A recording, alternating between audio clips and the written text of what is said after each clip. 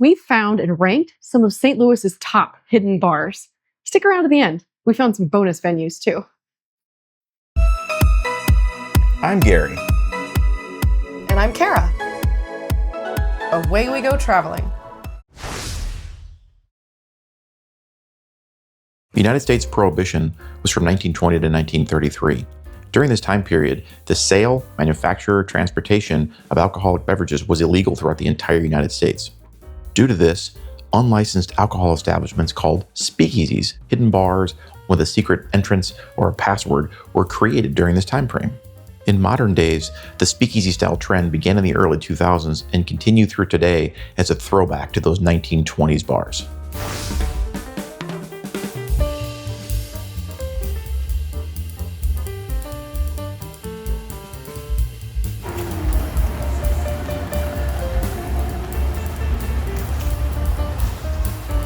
We're trying to find our way into this speakeasy. Once we get inside, we'll give you some more. Yes. We'll give you some more of the stuff inside.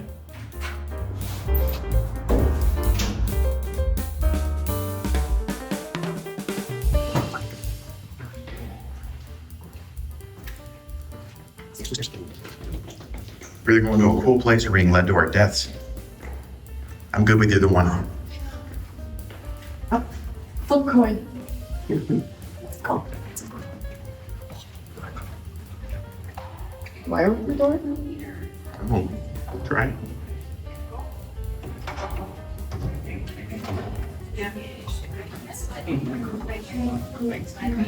Good evening. Hi. How are we doing tonight? Good.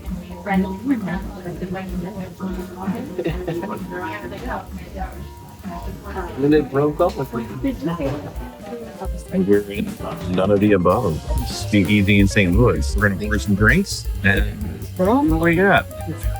Excited. So, I got the Garden of Eden straight out. Oh, that is so good. It has all vinegary and whiskey barrel. Interesting. And it's somewhere between a shrub and bourbon slush.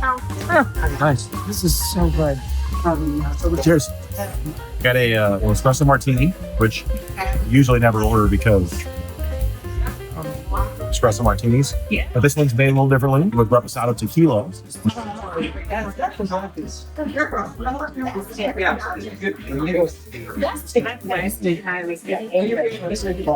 Very chocolatey vibe to it. Liquor 43 in there as well, which has some vanilla. Well, this is really good. Might be a problem.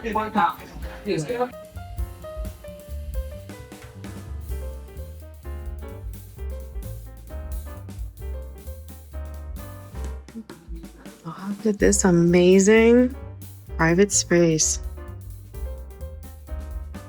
We just finished at none of the above. None of the above. That's a cool space. It's a really cool space. Highly recommend. Yeah, we'll have some overall scoring when we go through all these. But this place was really cool. Really cool. Coming to you from I believe a World War II Bomb shelter. Yeah, kind of a bomb shelter. This is seriously full concrete, the bottom of an old industrial space. No cell phone signal down here. No, this is legit what you think of when you think of speakeasy. This is a cool space. Yeah. So. Highly recommend.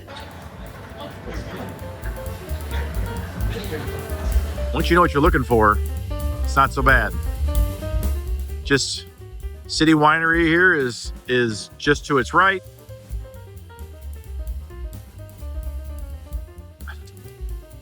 And you have the door. The red light indicates that they're open.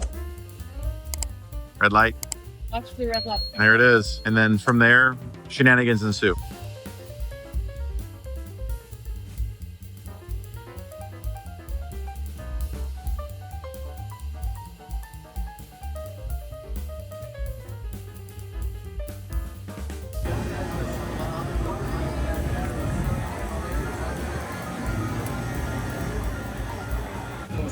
Was going to be in this fall. It would be bad once.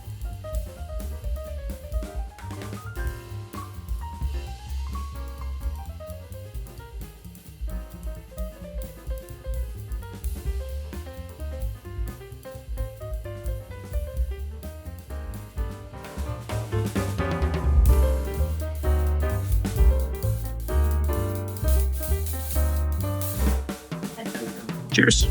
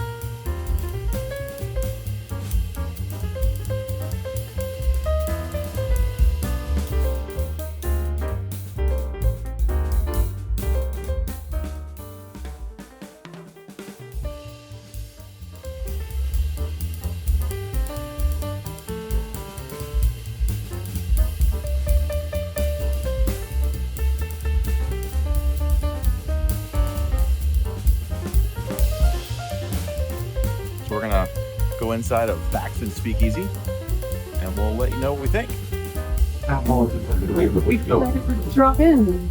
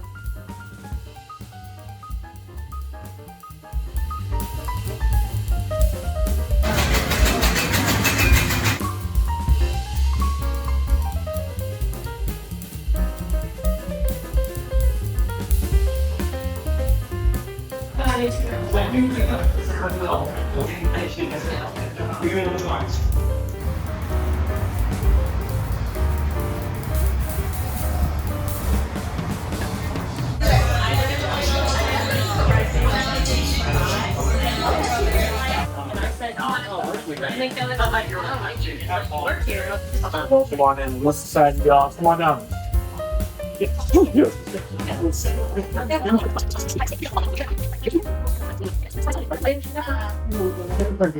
Every worker personally, which the next one. Oh, that's right. I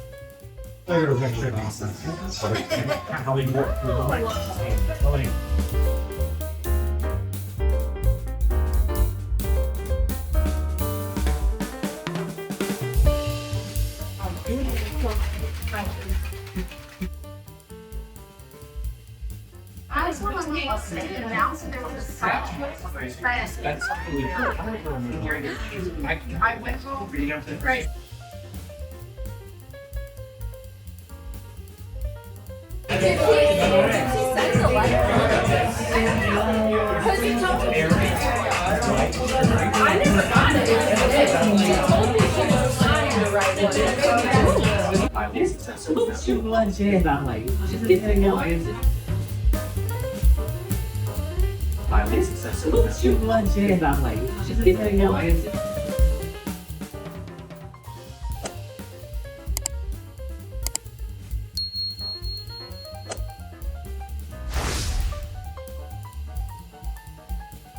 We went to 4 speakeasy bars in St. Louis, and we're going to rank them by 4 categories. The first one we're talking about is drink quality and service. So in our minds, it's how did the drinks taste? How was the service of the bar? Did they know anything about the cocktails? If we had questions, were they able to answer them? So just sort of an overall, what did we think about how those drinks were? The second category we're gonna rank is drink cost and value. Now this is a little bit subjective, obviously, because depending on what city you're in, cocktails are gonna be more or less expensive. But in this case, it was still an evaluation of what did we think about the cost for the cocktails and what we got for that value. Our third category is the Speakeasy Vibe. That involves the unique experience that it provided, the storytelling, the unique atmosphere, The ambiance, sort of how it felt in the place. possibly vintage design Yeah. based on the history of the speakeasy. Yeah, so basically, how speakeasy-like did the place feel? And our final fourth category is the secret entrance. This is a secret bar. It's supposed to have a secret entrance, just like historically a speakeasy. Ooh, where did you go? It was a secret. Disappeared. So the secret entrance for the bar, however they managed to pull that off. That's one of our categories. Yep. All right, for the first category of drink quality and service, our choice for number one, and it was close, really close, Very close. was New Society. And I think for us, it was a function of every drink we had was just expertly crafted. And curated. There was It's just absolutely no issues whatsoever. The bartenders there knew exactly what they were doing. They knew every ingredient. If we had a question, they knew why the ingredient was in there and what was it for and what was sort of the history behind it. The drink quality there is just stellar. It really was. And the presentation was amazing. The drink garnishes, the drink glassware, the bartenders' flourishes. The entire thing was almost like a show. The ice The ice was, you could read the menu through the ice. It was amazing. was good. It was so good. And we had a phenomenal experience at the bar. And that was part of the quality and service. Phenomenal bartender. As an honorable mention, None of the Above was also top notch. I mean, it Absolutely. was just an inch below New Society when it comes to drink quality. So don't think that this is, New Society was it, and it was sort of the number one by a runaway. None of the Above was also really spectacular. Really drink, was. So don't sleep on that. All right, so our next category is the drink cost and value, and again, it's a function of not only what we paid, but what we thought we got out of that experience. Was the money we paid worth the drink and the presentation and sort of the show and the whole thing behind it? We had a really tough time with this. We actually each ranked one differently, but we ended up with a tie between New Society and None of the Above. It shouldn't be a surprise what we just talked about. Right. The drink quality of both places was amazing. The prices were almost identical. They both had a happy hour at different times of the week. So really, really good. We ended up kind of tying on that one and couldn't come up with a single winner. Yeah. The happy hours really played a part in that too. Both of those had happy hours, which if you want to stay on a budget, because again, we're traveling full time, we're on a budget, that is a great way to do it. You can experience the speakeasy vibe, the whole speakeasy ambiance during happy hour and save dollars. I mean, you really can save money on that. So Yeah, that was part of the value quality that we looked for. Yeah, you can check out their menu online and find out what days the happy hours are and what the drink specials are, and it's a really a nice deal. Yeah. So our next category is Speakeasy Vibe. Again, that's the ambiance. Do you feel like you're in a speakeasy? Do you feel like you are in a historical, secret, clandestine location? So our winner, Thaxton. Thaxton. This was a highly debated topic among us too, because I think we really liked all of the venues. Very much. They were all really good in their own way, but from the Thaxton perspective, it was a little darker. The music was a little better. It was a little quieter. You can kind of hear each It other. was a big deal. The tables were farther apart, so you felt like you were at your own little area. You weren't next to people that whole time, so you couldn't hear conversations with other people around you. It was just a really well done environment. When you went in there, you kind of felt like, all right, this is a secret bar. We're kind of here in our own little area. It just had a little more of maybe the Roaring Twenties ambiance to it. Yeah. Because those speakeasies are from the Roaring Twenties and during Prohibition. So this felt like they purposefully included items from around the 1920s to make it a little more immersive. Right. It was great. Yeah. Our final category is the secret entrance. Again, a big part of what speakeasies were in the Roaring Twenties. The secret entrance is part of the charm. So of the 4 venues we went to, we really have a 3-way tie. We're terrible at this. Terrible at this. Everything was great. We don't necessarily have to have a winner. We love everything. love everything. Well, what we just said is we didn't like one thing. Whoops. That's not true. 3 of the 4 were awesome. No, that's not true. I don't No. think we disliked. We did not dislike We each just- other in any way. And even the 3 that we think are the best are the best in very different ways. Absolutely. That's a good point. Let's talk about Thaxton. Yep. You have thoughts on the secret. In a lot of ways, it's super unique because you go to the place on Google Maps where it tells you to go, and there's a door there, but you can't go in there. And if you want to go in, you got to go around a block through an actual alley. And if you've seen the video, it's not a nice alley. I mean, this is just this is an alley in the city. Yeah. And there's a really cool door there, and neon lights, and you have to have a password. It feels very speakeasy like while you're doing it. It's a really fun experience, especially if you're taking somebody there and they don't know, and you show up and you're like, nope, we have to go around to a different secret door, and then you're led down the path. So the Thaxton is a really unique experience. The entrance is a whole different place, and it's gritty. We went through dumpsters effectively, and we ran into people on the street who were trying to go there and had no idea. They didn't know how to get in. And that's a big plus, I think, that they actually confused some people. Yeah. They asked us, how do we get in? And we're like, come on, let's go. Come with us. It's a city-sized secret entrance. All right, so our second one was none of the above. We loved their secret entrance as well. Yep. And that's a little different because, again, it's a nondescript door, sort of out in the middle of nowhere. And if you don't know it's there, it really is a cool thing that there's just this door there. Yeah. And if you don't know what it is, you'll walk right past it. There's no signage. There's just the red light, but it's also pretty nondescript. Kind of subtle, yeah. Yeah. I mean, you really legitimately have to know that none of the above, that is their door. Right. And even when you walk into an empty room, sort of a man trap, right? With some, buttons and knobs and switches, but there's no obvious idea what you're supposed to do at that point. I don't think you see the name of the place until you have a menu in your hand. Correct. You have no idea. Right. Like it's almost too secret because you don't know what the name is. Yeah. But that's a neat experience. And even once you're through their gated system, the walk is very long. Oh yeah. And it's dark and it's downstairs, and you end up in a place where you have zero cell phone signal. So you are off the grid, when it comes to it with that place. Oh yeah, absolutely. Very, very cool. Yeah. So the last one, not least by any means, again, this is really a three-way tie for secret entrances, is New Society. Right. So New Society is a secret bar inside of another bar, which is a whole beautiful concept on its own. Right. It's inside of an actual bar it's not just like a token bar. The bar we went into was full. I mean, there was people in there enjoying their evening. It's Monstera Mezcalria. It's its own entity. Yeah, and you can just go there and hang out. And to me, it seemed like there were a lot of people at that bar that did not know there was a speakeasy. Not when the door opened, no. Right.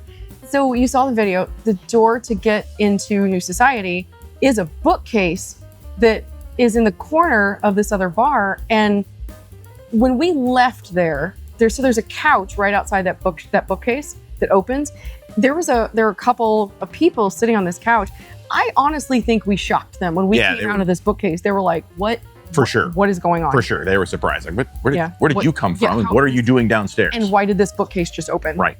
So that's a very cool concept in the fact that it's a fully working bar, and then with a fully working bar somewhere else. In the basement. So, after that though, once you get past the bookcase, it's a shorter walk. It is kind of a basement. It's not the same as Thaxton and none of the above with regards to how far you have to walk or what you have to do, or but it was still, having the bookcase concept inside of another bar. Yeah. Definitely put it on the same tier in a different way. Yeah, the secret entrance. You're gonna have me at a bookcase door every time. Hard to beat it. Hard to beat. So obviously, as I mentioned, we're terrible at deciding who is the best, and in a lot of ways, each one was clearly they were the best in their own way.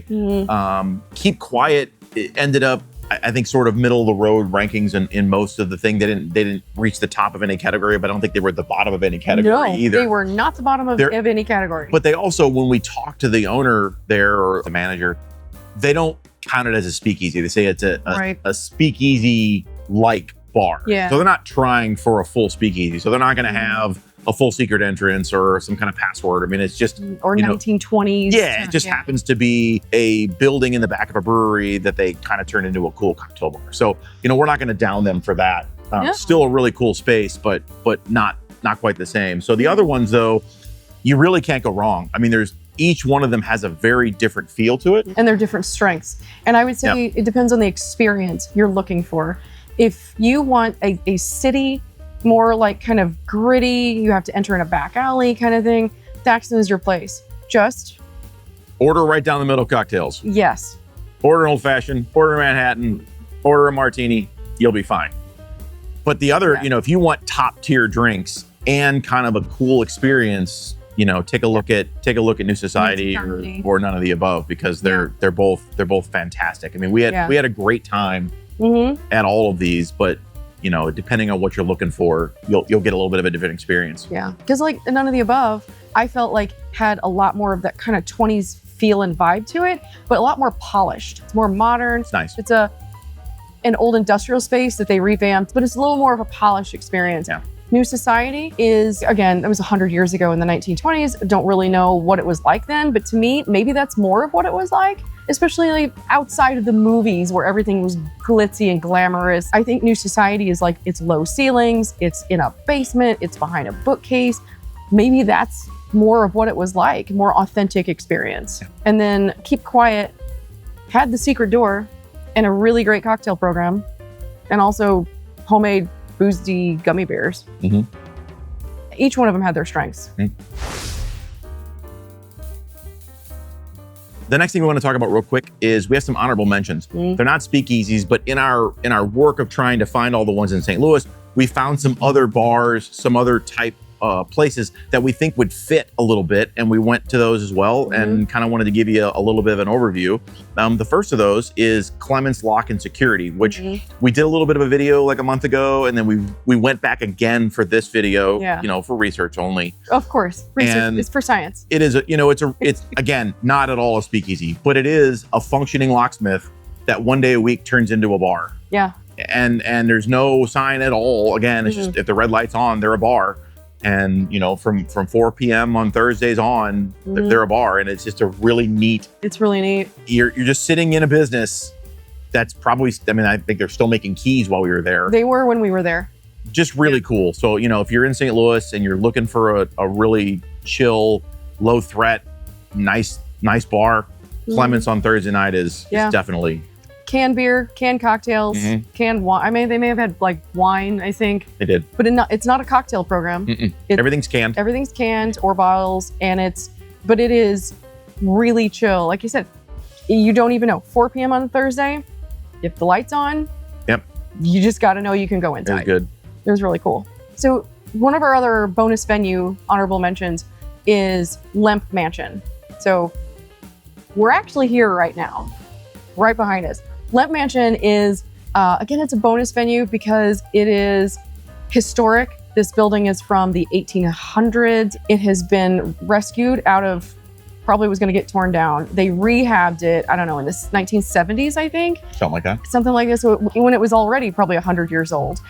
And it is this gorgeous venue now, this multi-story 1800s mansion that's a wedding venue and a restaurant. But if you go inside and you turn left instead of going right to get a dining reservation, they have a bar that is this fantastic. It was originally the library from the 1800s in this mansion. It's got original pieces, original bar top. It seats, there are 4 bar seats? 4 or 5, yeah. At the bar, and then a little 2-top table on the side. Yep.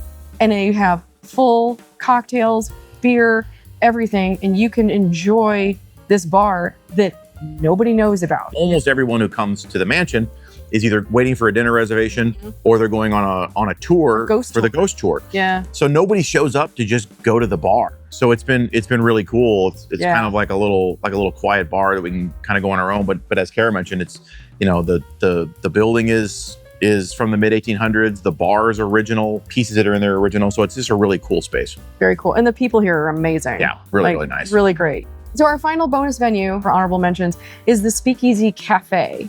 So this is a coffee shop that is located in what actually used to be a speakeasy. There's one in the basement, yeah. In the basement, right. So you enter on the street level and it's gorgeously appointed, antiques everywhere, but it's a coffee shop. So if you're looking for a speakeasy experience during the daytime or without alcohol, this is your option. This is a phenomenal experience because the actual speakeasy is in the basement, but then there is a third space that is additionally more speakeasy. Yeah, I mean, there's the upstairs space, that's the obvious space. And then there's a basement space, which is fairly obvious, but not as much. And then once you're in the basement, there's a hidden venue behind the bookcase. Yeah. You open this bookcase and you open into a whole new venue. Yeah. Which I think they have used for parties and stuff. It's kind of set up to be a party venue, but Right. really it's just there to enjoy your coffee and breakfast. But Yeah. the space is filled with amazing antiques. Yes. You know, period furniture. It's really, really well done. Very eclectic for that. Yeah. But as far as a coffee shop, holy cow, is it unique? It's unique. It's gorgeous. The business is veteran owned, which Yep. we really appreciate. Yep. And when we were there for a while, we were the only customers in there. One of the owners was working the coffee shop part. Other owner was there. Both of them just told us about their business and how they put this place together and Yep. the antiques and their story and just phenomenal people Yep. with an incredible business. Yeah, really nice. And you get the whole history of the place and, kind of showed how they put it together and where the original speakeasy, The door. walls and doors and stairs would be. So kind of just a really neat experience. And again, just, sort of off the beaten path with regards to something you normally see and with regards to how we're doing this video. It kind of fit the vibe without having to much. have, alcohol. No alcohol during the day, so we didn't have to be up late for it. Nope. A cup of coffee is a lot more affordable than a cocktail. It was good. It was great. Yeah, so we really enjoyed that place too. Yeah. So overall, we had a lot of fun with all 7 venues for this. Yeah, it was a blast. St. Louis has really good options here. Yeah. They're all really great. So we had a lot of fun doing that. Yeah, very much. If we missed anything though, if we missed any speakeasies or secret bars anywhere in St. Louis that you know about, or really just anywhere, I'll be honest, in the world, because we're in the U.S., but we are going to be internationally traveling. So drop it in the comments. Tell us a place we need to hit or if we missed anything. Yeah, that'd be great. Yeah. Because we'll always check out a new place. Got a recommendation for us. Yep, for science. Yep. But we had fun doing it. A lot of thanks. fun. We'll see you next time. See you soon.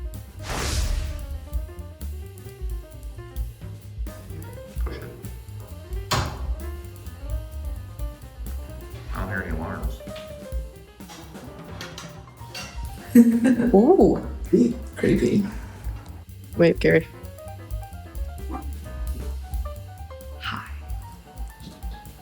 What do you want me to say?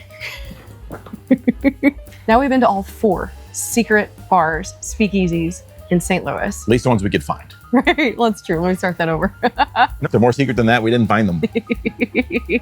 They're way too secret then. That's right. Way too secret for tourists. Oh, God bless America. Damn it. TV for your secrets. It's got everything. Oh.